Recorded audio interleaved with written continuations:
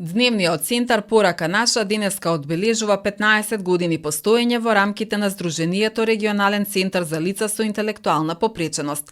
Од центар кој започна со едноставни активности, Порака наша прерасна во водечки центар во општината во кој престојуваат 21 корисник со лесна и средна интелектуална попреченост, кај кои што преку низа активности е постигнато одредено ниво на развивање на самостојни вештини, истакна по повод денешниот јубилеј психологот Мартина Костовска. Таа посочува дека функционирањето на дневниот центар изминативе години го овозможуваат и олеснуваат не само општината и советот, туку и голем број на донатори, граѓани, организации, општествено одговорната локална бизнис заедница преку финансиска поддршка или донација во храна. Би сакале да се заблагодариме на сите наши досегашни идни донатори, без кои што функционирањето на овој дневен центар не би бил возможен. Сега, откако имаме нов секретар во Сдруженијето, се зајачавме како тим, зајакнаме како тим.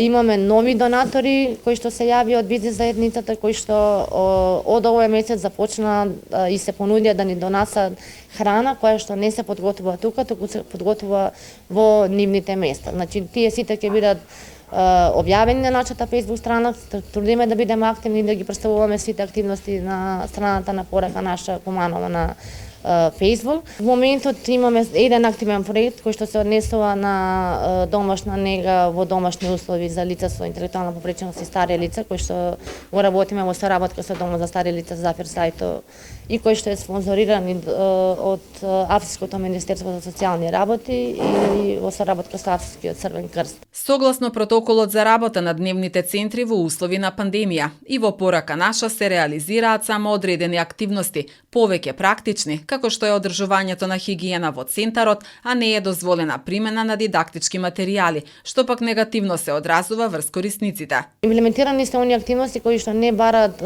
допир на раце, значи кои што, како што споменав, куната не работи поради тоа што не може да се готви во затворен простор. Мораме да луфтираме на секои 2 часа, мораме да сме на дистанца. Исто така не можеме да користиме дидактички материјали, она што е особено важно затоа што со тоа ги имплементираме оние когнитивни активности со кои што се развива нивниот мозок, се одржуваат некои знаења. Се приметува дека после година и пол неодржување на тие активности има влијание врз самите корисници. Забораваат некои работи кои што се трудиме да ги повториме во овој период, особено кога се работи за 3 декември, меѓународен ден кој што го одбележавме во петокот. Еве сега за 15 години се трудиме. Сега ќе дојдат новогодишни празници, значи ќе се обидеме да се посетиме на се она што сме го поминале, низ поранешни видеа, низ поранешни слики, затоа што не сме можност да ги имплементираме сега.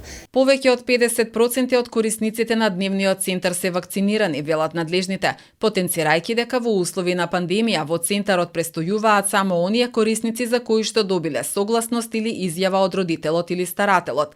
Денеска на одбележувањето на 15 години од постоењето на центарот, корисниците беа пријатно изненадени од посетата на нивниот поранешен педагог, а сегашен директор на Домот за стари лица Зафир Сајто Дејан Стојановски, но и од повторната средба со советничката Невена Величковска, која што често е гостин во Порака наша.